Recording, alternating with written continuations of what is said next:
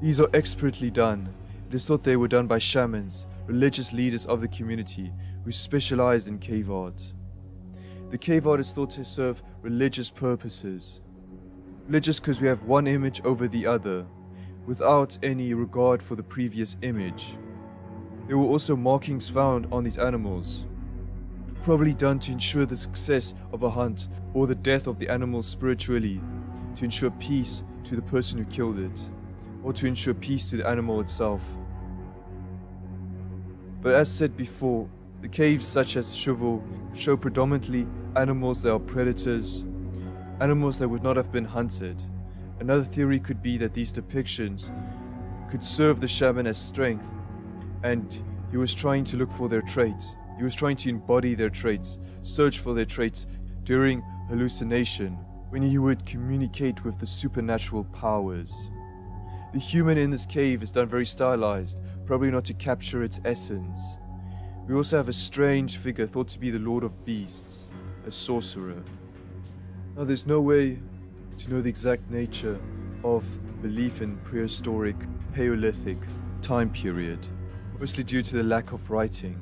But because of the remnants that exist from this time period, we can construct an image, interpret what we see. Mostly remnants of art, burial site, and other such things. Their religion could have been zoomorphic. For instance, in the Apollo 11 stones that date back to 27,500 to 25,500 BC. We have a figure resembling a feline in appearance, but with human hind legs that was probably added later. Barely visible on the head of the animal are two slightly curved horns belonging to an oryx. Perhaps we have some kind of supernatural creature, part human, part animal. We also have the statue of the Lion Man, dating back to 35,000 to 40,000 years ago. This depiction, this is part lion, part man. The cave lion was the apex predator of its time. The statue is made out of mammoth tusk. This could have been a deity, but in any case, this is the first instance of human creativity combining man and cave lion.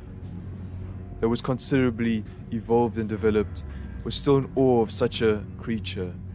We also have the possibility of there being a bear cult practiced by Neanderthals.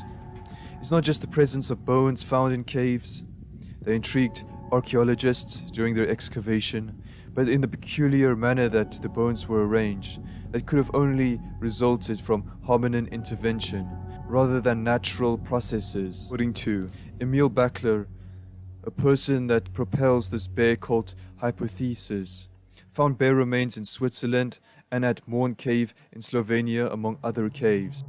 But this hypothesis can be criticized, since cave bears hibernated in caves during winter, and the placement of bones could have been a natural phenomenon. We also have the possibility of there being cannibalism. Anthropologists such as Tim D. White suggest that cannibalism was common in human societies prior to the beginning of the Upper Paleolithic, based on large amounts of butchered human bones that were found in Neanderthal and other Middle Paleolithic sites. Cannibalism in this time period could have also occurred because of food shortages. Nonetheless, it remains possible that in the Middle Paleolithic, societies never practiced cannibalism. That damage on these bones were the result of predators such as saber-toothed cats, lions, and hyenas. We also have the possibility of there being ritual cannibalism, eating the flesh of deceased in order to inherit their qualities or honor them. This practice can be noted in numerous modern societies such as the Wari people. We also have Venuses, most notably the Venus of Willendorf, dating back to 25,000 to 30,000 years ago. These are small statues with exaggerated features associated with fertility. Most notably the Venus of Willendorf, dating back to 25,000 to 30,000 years ago. These are small statues with exaggerated features associated with fertility. They could have been tokens because they can fit in the palm of the hand. Something personal to promote and ensure fertility. This is an indication of how they experienced mortality rates. We look at how films has portrayed the prehistory, the Paleolithic. For instance, we have the film Quest for Fire, a 20th century film. This might not be historically accurate, but it gives a good perspective of the 20th century's vision of the prehistory.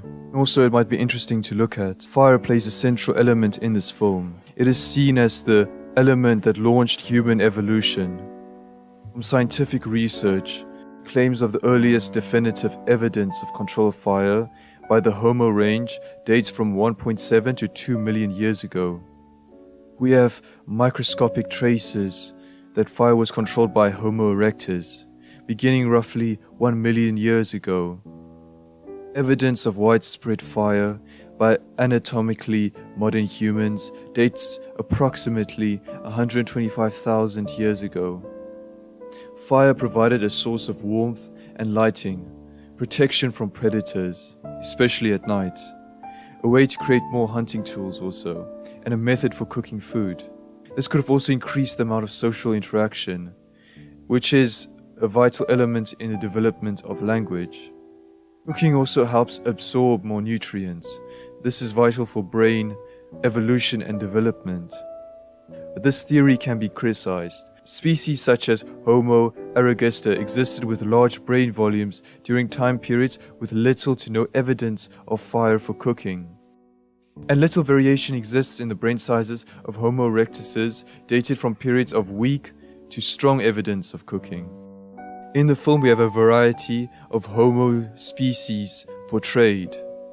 We also have a tribe of Homo species that are cannibal-like, feeding off other Homo species. As stated before, cannibalism was quite possible in the Middle Paleolithic period. And prior to that, Homo sapiens could have been feeding off each other for multiple reasons. And cannibalism still exists in many modern societies, as stated before, like the Wari people. Though it's also possible that it didn't happen. In another tribe we see that large women are the high-status women of the tribe. These traits were associated with fertility and therefore viewed as desirable. You can see this in the Venus statues. These features were looked highly upon. The main clan that we look at look like Homo neanderthals, have ape-like features. Then the question arises of how humane Neanderthals were. There's strong evidence that they looked after their wounded individuals. Instead of leaving behind individuals that could have been seen as a burden for the clan and the clan's survival. We have this altruistic sense that most probably ensured the survival of the clan. They also buried their dead occasionally. Though there is no evidence that this was motivated by symbolic meaning or religion, this could have been non-symbolic, attachment to the dead individual or prevent scavenging. We also have another film, Alpha, released in 2018. This happens approximately 20,000 years ago. We see that there is social structure, a father and son bond, a coming of age, ceremonies, rituals. There's also burial in the film. Burial can be indicative of a religious belief system. There can be symbolic in meaning, like in the film, where there's a pile of stones to symbolize the passing to the afterlife. Burials in prehistory, in the Upper Paleolithic, with seashells, ornaments, bones, are all indications of symbolic meaning and therefore a belief system. Red ochre was also painted on skeletons. In the film, we see the apex predator of the time, the cave lion, and the dangers that it presented, and the animal in which they hunted, the steppe bison. There's also the emergence of cave hyenas. We also have the theme of solitude. One of our primary needs is socialization that ensured our survival, helping the wounded, an altruistic sense.